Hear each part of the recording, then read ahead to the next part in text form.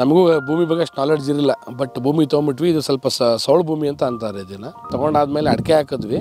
ಹಾಕಿ ಒಂದು 3 ಮಂತ್ಸಿಗೆ GKVKಯಲ್ಲಿ ಎಕ್ಸಿಬಿಷನ್ ಇತ್ತು. ಜೀವ ವಾಟರ್ ಬಗ್ಗೆ ನೋಡಿದಾಗ ಡಿವೈಸ್ ನೋಡಿದ್ವಿ. 6 ಮಂತ್ಸ್ ಆಮೇಲೆ ಇನ್ಸ್ಟಾಲ್ ಮಾಡಿದ್ವಿ ನಾವು. ಆಲ್ಮೋಸ್ಟ್ 8-9 ಮಂತ್ಸ್ ಆಗ್ತಾ ಬಂತಿದೆ ಇನ್ಸ್ಟಾಲ್ ಮಾಡಿ.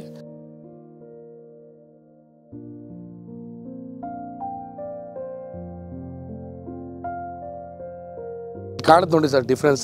ಇದು ಜೀವ ವಾಟರ್. ಇಲ್ಲಿ ಕಾಣೋದು ಏನು ಕಾಣುತ್ತೆ, ಇದು ಪೂರ್ತಿ ಎಲ್ಲ ಜೀವ ನಿಮ್ಮ ವಾಟರ್ ಡಿವೈಸಿಂದ ಬಂದಿರೋ ನೀರು. ಇದು ನಾನ್ ಜೀವ ವಾಟರ್ ಅಂದರೆ ನಾರ್ಮಲ್ ಬೋರ್ ವಾಟರ್ ಬಿಟ್ಟಿರೋದು ನಾವಿಲ್ಲಿ. ಏನಕ್ಕೆ ನಾನು ನಿಮ್ಮದು ಡಿವೈಸ್ ಹೋಗ್ತೀವಿ ಅಂದರೆ ಇದು ನೋಡಿ ಸರ್, ಇದು ನಿಮ್ಮ ಜೀವ ವಾಟರ್ ಬಿಟ್ಟಿರೋದು. ಇಲ್ಲೆಲ್ಲ ನೀವು ಎಲ್ಲೇ ತೆಗೀರಿ ಹಿಂಗೆ ಆರಾಮಾಗಿ ಬರುತ್ತೆ. ಇದು ಮಣ್ಣಿಲಿ ನೋಡಿರಿ ಮಾಯಿಶ್ಚರ್ ಇದೆ.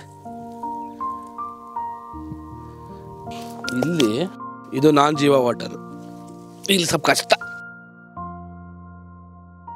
ಮಾಯಿಶ್ಚರ್ ಕಮ್ಮಿ. ಇಲ್ಲಿ ಅಲ್ಲಿಗೆ ಹೋಲಿಸ್ಕೊಂಡ್ರೆ ಇಲ್ಲಿ ಭಾಳ ಮಾಯಿಶ್ಚರ್ ಕಮ್ಮಿ, ಸ್ವಲ್ಪ ಕಷ್ಟ ಆಗುತ್ತೆ ತೆಗೆಯೋದೆಲ್ಲ.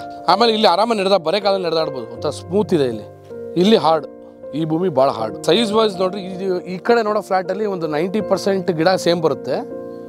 ಈ ಕಡೆ ಫ್ಲ್ಯಾಟಲ್ಲಿ ಒಂದು 50-60% ಅಷ್ಟೇ. ಇದು ನಿಮ್ಮ ಜೀವ ವಾಟರ್ ಡಿವೈಸ್ ಯೂಸ್ ಮಾಡಿರೋದು.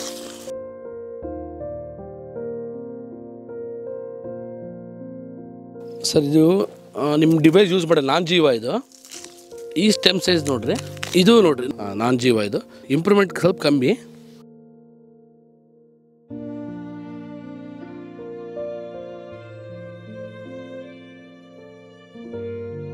ಕಲೆಕ್ಷನ್ ತೆಗ್ದಿದ್ದೀವಿ. ಇದು ನಿಮ್ಮ ಇದು ಮಾಮೂಲಿ ಬೋರಿನ ತೆಗಾದ್ರೆ ಈಗ ಓಪನ್ ಮಾಡಿದ್ರೆ ವೈಟ್ ಪೊರೆ ಥರ ಸಾಲ್ಟ್ ಬರುತ್ತೆ.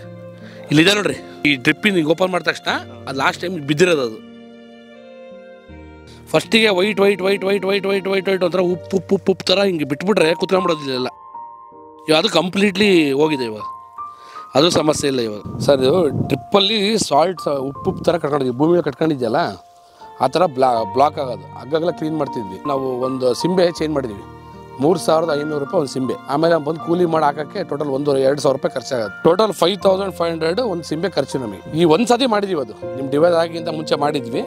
ಇವಾಗ ಅದು ಪ್ರಾಬ್ಲಮ್ ಏನು ನಮಗೆ ಡ್ರಿಪ್ಪಲ್ಲಂತೂ ಇವಾಗ ಪ್ರಾಬ್ಲಮ್ ಇಲ್ಲ. ಇವಾಗ ನೆಕ್ಸ್ಟ್ ಆಪ್ಷನ್ ಇರೋದು ಏನಪ್ಪ, ಈ ಸೌಳು ಭೂಮಿಲಿ ಏನಂದರೆ ಗಾಳಿ ಸ್ವಲ್ಪ ಅಂಟು ಮಣ್ಣು.